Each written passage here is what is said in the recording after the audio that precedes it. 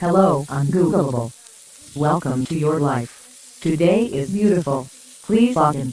Quan Guk's last words before his self-immolation were documented in a letter he had left. Before closing my eyes and moving towards the vision of the Buddha, I respectfully plead to President Nod Indiam to take a mind of compassion towards the people of the nation and implement religious equality to maintain the strength of the homeland eternally.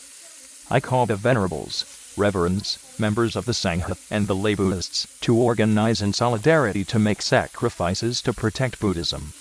6. David Halberstam wrote, I was to see that sight again, but once was enough. Flames were coming from a human being, his body was slowly withering and shriveling up, his head blackening and charring. In the air was the smell of burning human flesh. Human beings burn surprisingly quickly. Behind me I could hear the sobbing of the Vietnamese, who were now gathering.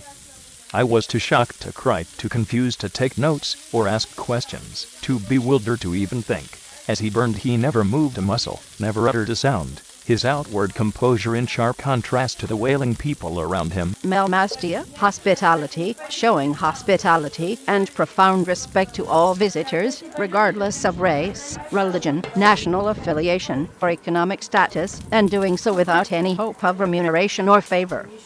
Pashtuns will go to great lengths to show their hospitality. For 1819 Nanawatari, asylum, derived from the verb meaning to go in. This refers to the protection given to a person against his or her enemies.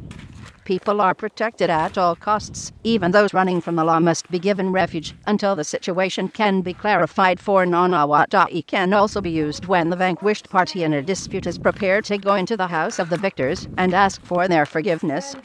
It is a peculiar form of chivalrous surrender, in which an enemy seeks sanctuary at his enemy's house.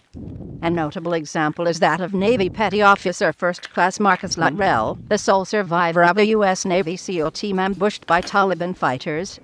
Wounded, he evaded the enemy, and was aided by members of the Sabrai tribe who took him to their village. The tribal chief protected him, fending off attacking tribes until word was sent to nearby U.S. forces. Battle, justice, to seek justice, or take revenge against the wrongdoer. Note: time limit restricts the period in which revenge can be taken. Justice in Pashtun lore needs elaborating. Even a mere taunt or pater counts as an insult, which usually can only be redressed by shedding the taunter's blood. If he is out of reach, his closest male relation must suffer the penalty instead. Battle may lead to blood feuds that can last generations and involve whole tribes with the loss of hundreds of lives. Normally, blood feuds in this male-dominated society are settled in a number of ways. For bravery, a Pashtun must defend his land, property, family, and women from incursions. He should always stand bravely against tyranny and be able to defend the honor of his name.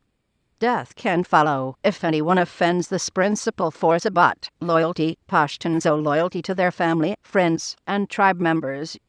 Pashtuns can never become disloyal, as this would be a matter of shame for their families and themselves. Imandari, right?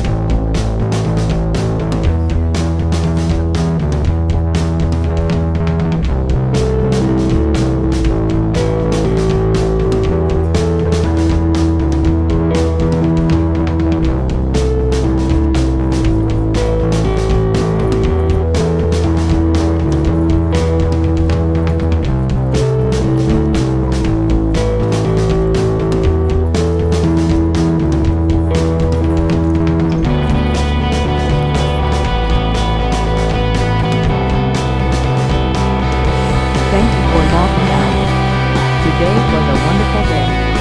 Please come back tomorrow. Red, blue, green. Mic check 1, 2. Congratulations. You reject the good enough. You reject words like symbolism and postmodernism. Obsolescence is not part of your vocabulary. Every night, every day, every step of the way. The diktat of fashion. The agenda of the color wheel. Gone. It takes more than a pretty face to catch your attention. I repeat. It takes more than a pretty face to catch your attention. Good. That is very good. We are source decoded. For you. For the most perfect moisturizer. The most advanced cosmetic lineup. Scientifically proven, scientifically tested. For you. Congratulations. Calibration completed.